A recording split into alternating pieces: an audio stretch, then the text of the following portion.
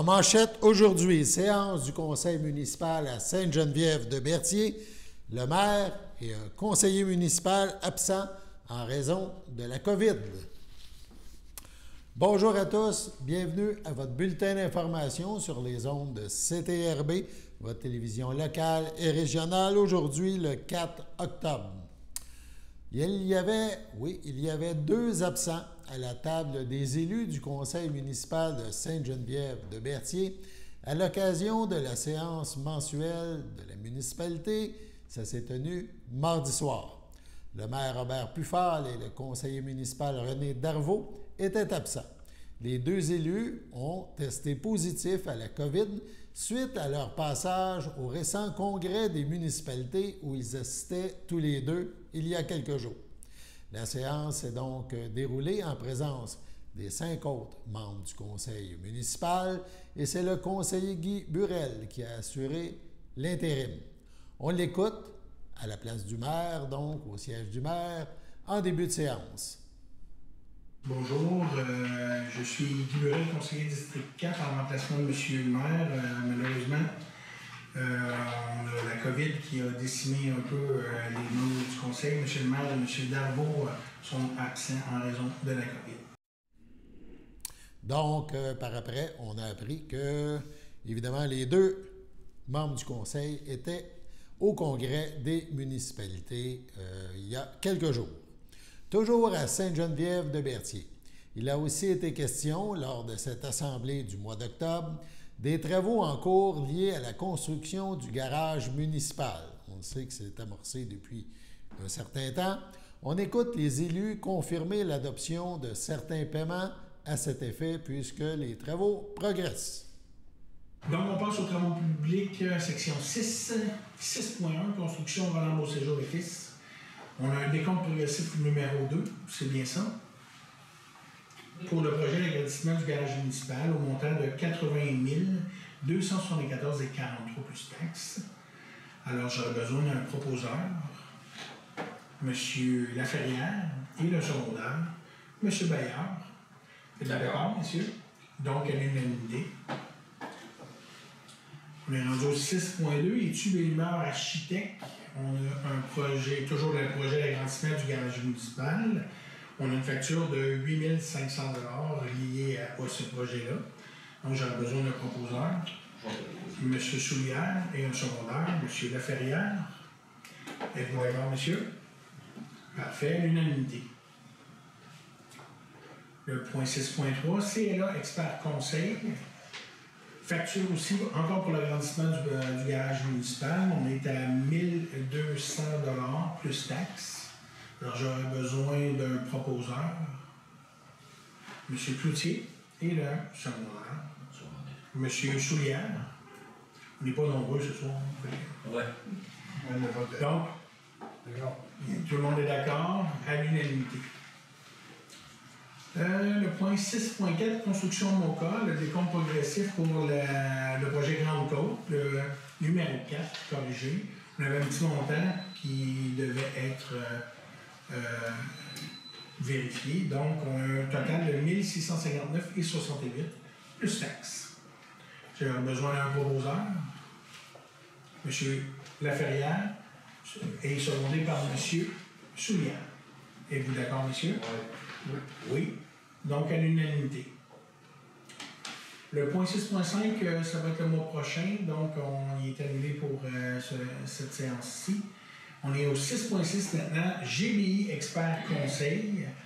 On a une facture de 2190 plus taxes. Est-ce que j'aurais un proposeur à ce sujet? Monsieur Soulière et un secondaire. Monsieur Laferrière. Messieurs, êtes-vous d'accord? Oui, à l'unanimité. On se déplace cette fois à la ville de Berthierville lors de la séance mensuelle des élus de la ville de Berthierville. Eux autres, c'était lundi soir dernier.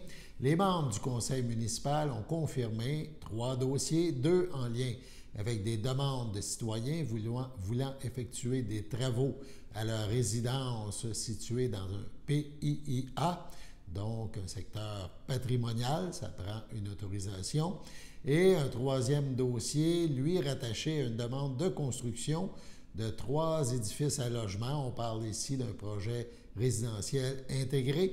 Transportons-nous donc à la séance des élus de Berthierville pour en savoir davantage. Immeuble situé au 680 rue Frontenac, demande d'autorisation de PIA. Monsieur Destran. Considérant la demande déposée le 20 septembre 2023 relative au règlement 918 sur les plans d'implantation et d'intégration architecturale, le PIA, déposé par le propriétaire en regard de l'immeuble connu et désigné comme étant le lot numéro 3 451 377 et 3 452 323 du cadastre du Québec, portant le matricule 2904-97-7601 et situé au 680 rue de Frontenac. Considérant que cette demande concerne des travaux visant l'abattage de 2 frames situés sur le lot 3 452 323, considérant que l'immeuble situé au 680 rue de Frontenac fait partie du secteur visé par le règlement numéro 918 sur les PIA, et que selon l'article 16, il appartient au conseil municipal d'approuver ou de désapprouver la demande après réception de l'avis et des recommandations du comité consultatif d'urbanisme. Considérant que les critères de l'article 20.7 du règlement stipule que les arbres coupés doivent être remplacés par une quantité suffisante de végétaux permettant de recréer l'ambiance de verdure qui existait auparavant, tout en tenant compte du potentiel de croissance des arbres plantés. Considérant que les frames sont situés entre la rive et l'emprise de la rue de Frontenac, et qu'en raison de la présence du muret et des cèdres existants, cet endroit est peu propice à la plantation de nouveaux arbres. Considérant que les membres du comité consultatif d'urbanisme ont recommandé à l'unanimité au conseil municipal d'accepter la demande d'autorisation relative au règlement des PIA sans exiger la plantation de nouveaux arbres. En conséquence, je propose d'accepter la demande relative au règlement numéro 918 sur les plans d'implantation et d'intégration structurelle pour l'immeuble situé au 680 rue de Frontenac et d'autoriser les travaux d'abattage des frames tels que décrits dans la lettre déposée le 20 septembre 2023. Merci. C'est appuyé par? Je m'appuie. Madame Fontaine, merci. J'en appelle au vote à ma gauche. Favorable. À ma droite? Favorable. Appuyé à l'unanimité par les conseillers présents. Donc, on est rendu à H9.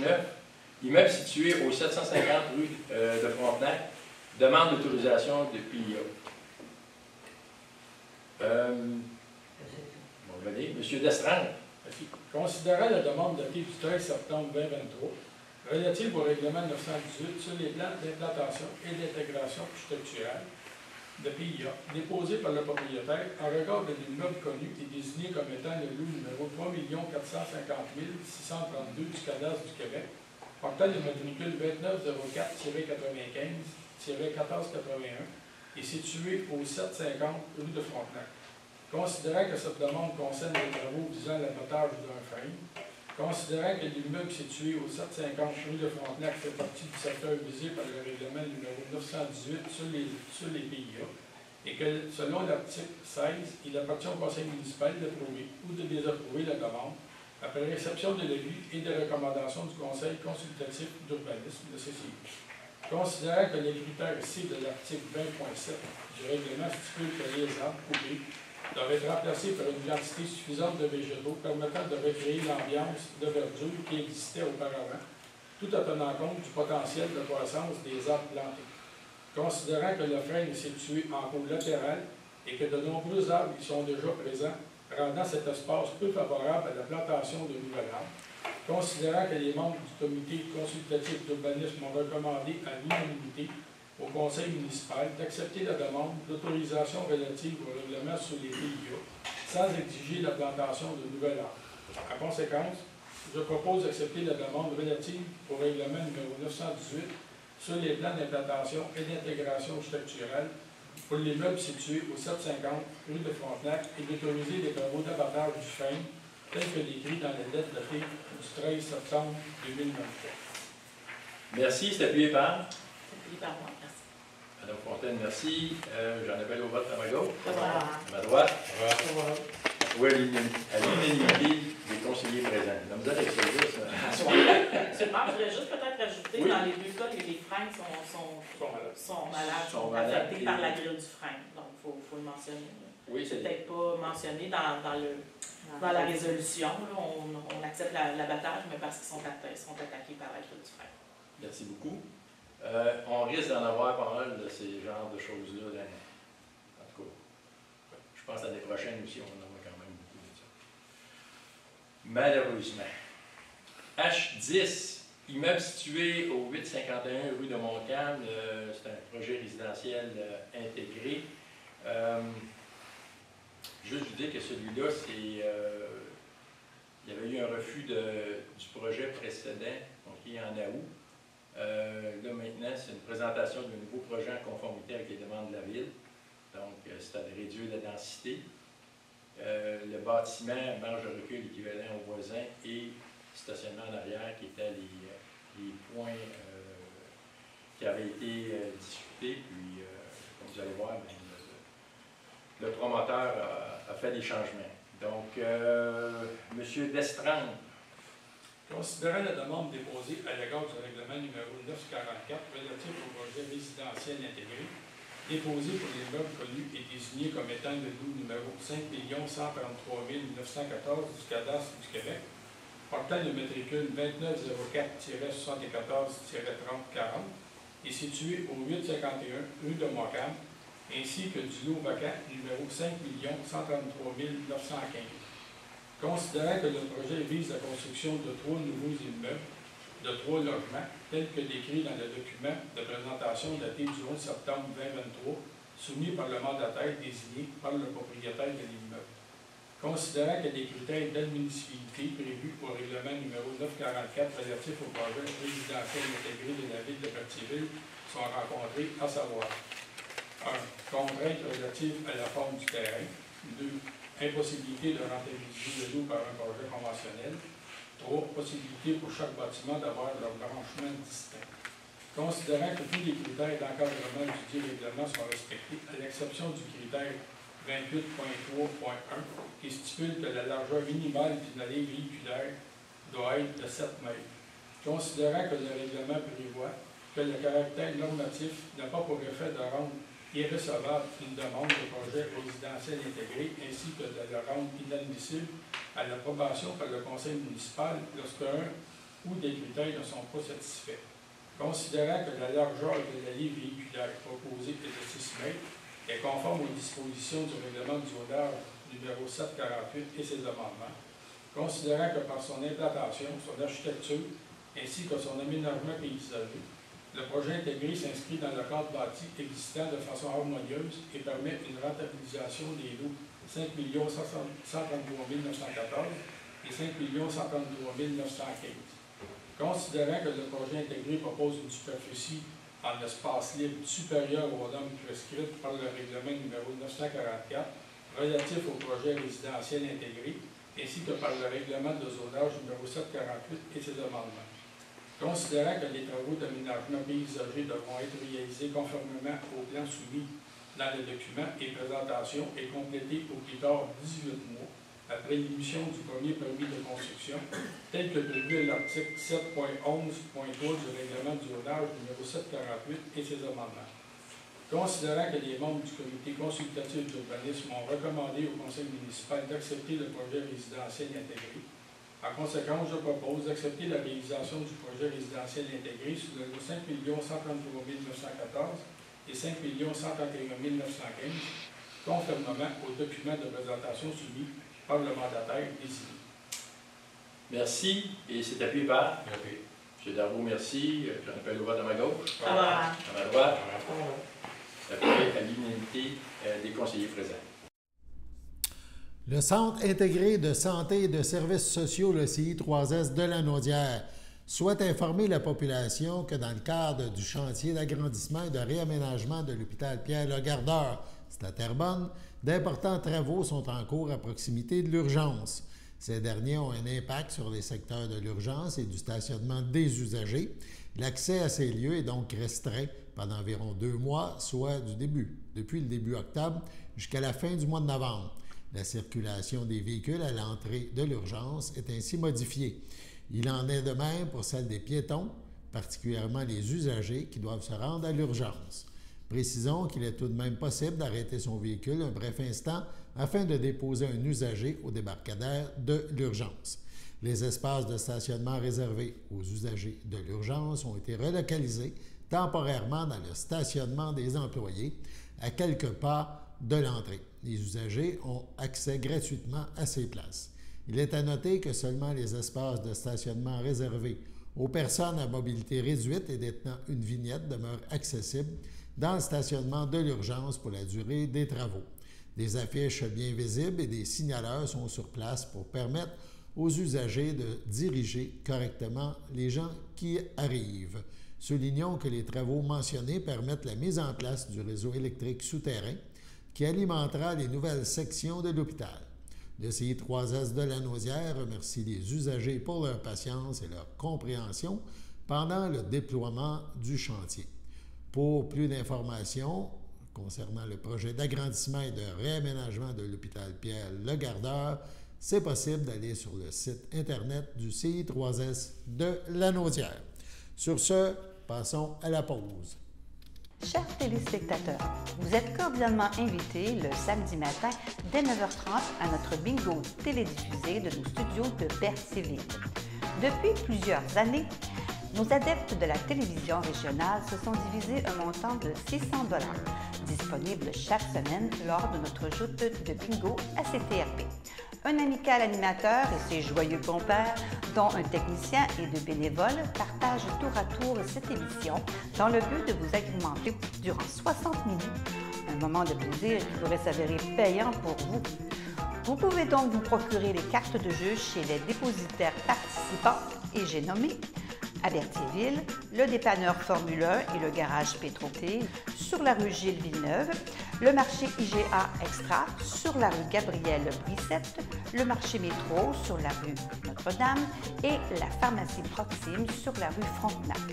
À Saint-Ignace-de-Loyola, le dépanneur Esso sur la rue de la Traverse et le marché Aldo sur le rang Saint-Michel.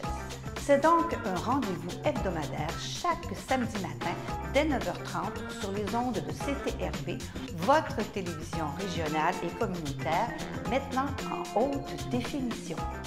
On vous attend donc en grand nombre et toute l'équipe vous souhaite bonne chance.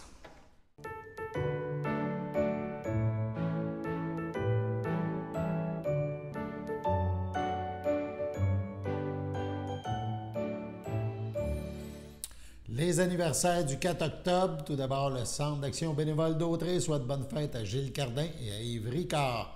Et les filles d'Isabelle de Berthier souhaitent un heureux anniversaire à Suzy Trudel. C'est votre anniversaire aujourd'hui, 4 octobre, eh bien toute l'équipe du musée se joint à moi.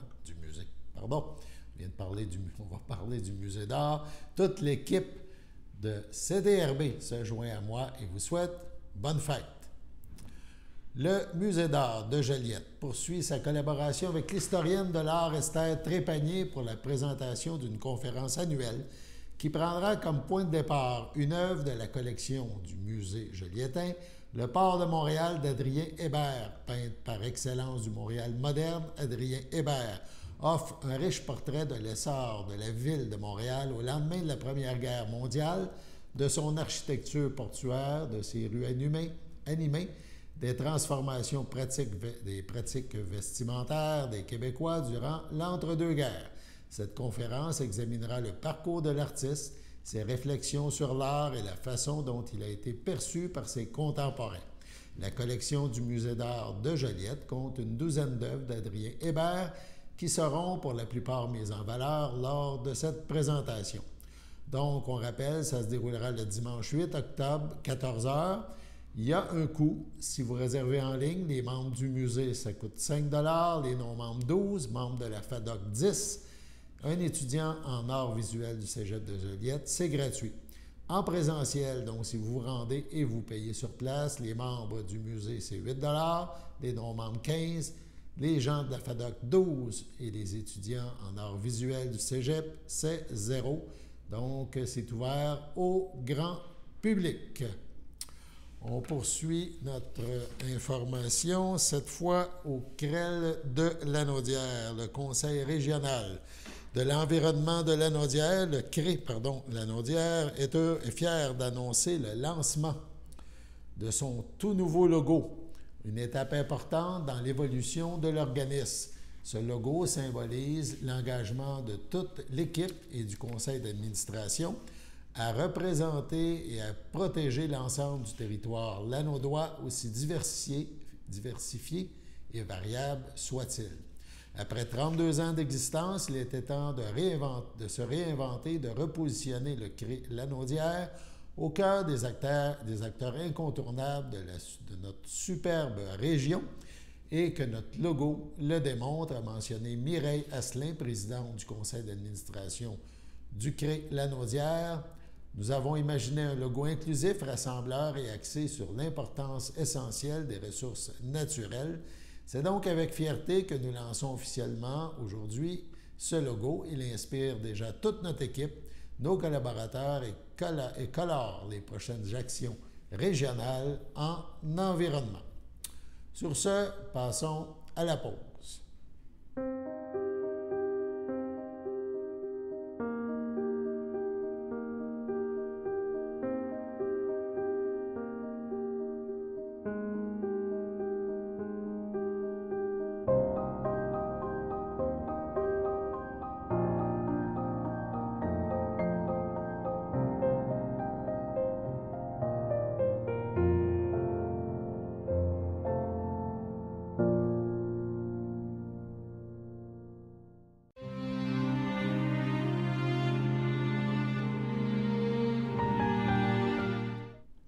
Au centre hospitalier de Lanaudière, le 14 septembre, à 77 ans, est décédé M. Laurent Lévesque, demeurant à Berthierville. Il laisse dans le deuil ses filles, Lucie Lévesque, Frédéric Macduff et Lise Lévesque. Ses petits-enfants, Essan, Alison, Zachary, Kessie, Dylan, Clarissa. Son frère, ses sœurs, son beau-frère et ses belles-sœurs. Jacques Lévesque, Marguerite Sylvestre. Janine Lévesque, René Brouillette. Marie-Michel Lévesque. Carole Blais, feu Jean-Charles Lévesque. Feu Pierrette Lévesque, feu Pierre Lévesque et feu Gilles Lévesque, ainsi que plusieurs neveux, nièces, autres parents et amis. La famille vous accueillera samedi le 7 octobre de 13h à 14h en la chapelle du complexe funéraire Efterio, 741 rue Notre-Dame à Berthierville. Un hommage suivra à 14h en la chapelle. Au CHDL de Saint-Charles-Borromée, le 28 septembre, à 70 ans, est décédé Daniel Sylvestre, président de Plomberie Sylvestre, époux de Diane Privé, demeurant à Sainte-Geneviève de Berthier. Il laisse dans le deuil, outre son épouse, ses enfants. Caroline Sylvestre, Jean-François Doucet, Gina Sylvestre, feu Mario Barry, Jimmy Sylvestre, Magali Fréchette, Rémi Sylvestre, Kimberly Valois, ses petits-enfants, Raphaël et Annabelle Doucet, Lovia et Nelson Barry, Jérémy et Adèle Sylvestre, Ashley et Rosalie Sylvestre, sa belle-mère Marguerite Jaudry, ses frères, ses sœurs, beaux-frères et belles-sœurs, Jean-Paul Tellier, feu Diane Sylvestre, Yves Sylvestre, Martine Gaudet, Alain Sylvestre, Francine Beauparlant, Serge Sylvestre, Diane Gadouri, Régent Sylvestre, Céline Michaud, Lise Sylvestre, Michel Massicotte, Rénal Sylvestre, Sylvie Ducharme, Stella Sylvestre, ses beaux-frères et belles-sœurs de la famille Privé, Alain Privé, Candide Carrier, Daniel Privé, Jacinthe Privé, Guy Saint-Antoine, Suzy Privé, Jean-Michel Privé, Linda Desmarais, Lily Privé, Sylvain Désy, Guylaine Privé, Mario Laurando, Marco Privé, Éric Garneau, ainsi que plusieurs neveux, nièces, autres parents et amis. Veuillez compenser l'envoi de fleurs par des dons aux soins palliatifs de l'hôpital de Joliette. Des formulaires seront disponibles au salon. La famille vous accueillera samedi le 7 octobre de 19h à 21h et dimanche dès 11h au complexe funéraire Thériault, 741 Notre-Dame à Berthierville. Suivra la liturgie en la chapelle du complexe à 15h le dimanche. M. Daniel Sylvestre sera inhumé à une date ultérieure. Au CHDL Saint-Charles-Borromée, le 23 septembre à 81 ans, est décédé M. Laurent Lacourse, fils de feu Gérard Lacourse et de feu Madeleine Bernèche, demeurant à Saint-Cuthbert. L'ayant précédé ses sœurs Louise et Gisèle et son frère Pierre, il laisse dans le deuil ses frères, sœurs, beaux-frères et belles-sœurs. Roger Lacourse, Réal Lacourse, Lise Ouellette, Bernard Lacourse, Suzanne Courville, Bertrand et Hélène Lacourse, Régent Lacourse, Diane Montreuil, Francine Lacourse, Richard Chrétien, Michel Lacourse, Lynne Roberge, plusieurs neveux, nièces, autres parents et amis. Veuillez compenser l'envoi de fleurs par des dons à la Société canadienne du cancer. Des formulaires seront disponibles au salon. La famille vous accueillera vendredi 13 octobre de 19h à 21h et samedi 14 octobre dès midi au complexe funéraire Thériault rue Notre-Dame à Berthierville. Suivra une liturgie en la chapelle du complexe à 14h30. M. Laurent Lacourse sera inhumé au cimetière de Saint-Viateur le même jour. Sur ce, passons à la météo.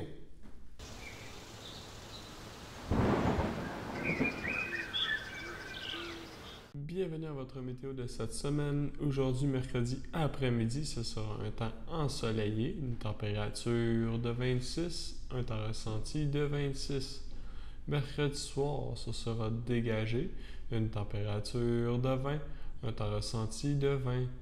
Mercredi nuit, ce sera des passages nuageux, une température de 16, un temps ressenti de 16.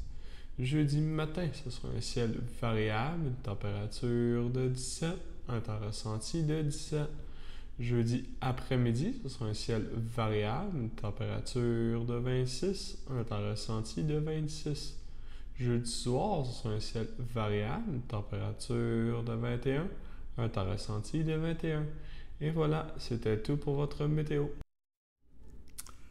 Voilà, nous vous avons présenté ce bulletin d'information sur les ondes de CTRB, votre télévision locale et régionale, en ce 4 octobre.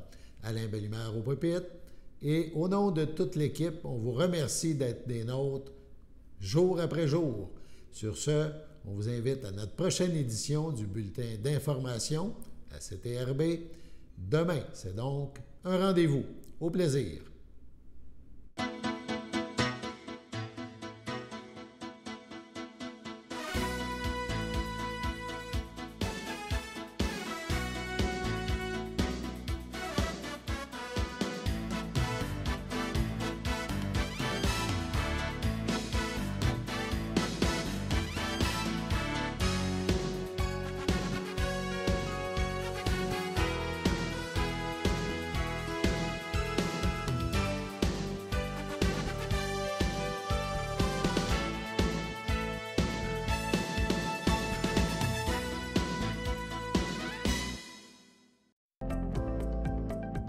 Les télévisions communautaires autonomes du Québec, ce sont les télévisions les plus importantes parce qu'elles sont proches de la communauté. On veut encourager des gens qui parlent de ce qui nous intéresse, mais aussi qui participent au développement local. Mais c'est fini le temps là, où on allait lire une affaire qui a été écrite avant hier au bout du monde. Non! Tu veux savoir ce qui se passe chez vous? Bien, ma télé préférée, c'est la télé autonome communautaire. C'est ici que ça se passe. Sachez que vous pouvez nous faire part de vos commentaires, soit pour une annonce gratuite sur notre babillard ou toute autre suggestion en nous rejoignant par téléphone au 450-836-5103, 450-836-5103, ou bien par courriel tvcberthierville@hotmail.com, sur Facebook en écrivant Facebook CTRB. Et surtout, n'hésitez pas à visiter notre chaîne YouTube afin d'y retrouver une grande partie de notre programmation sur YouTube CTRB. Les émissions sont classées par catégorie, vous permettant de chercher moins longtemps. Vous pouvez aussi cliquer sur le rectangle rouge « S'abonner » pour être à l'affût des dernières émissions enregistrées.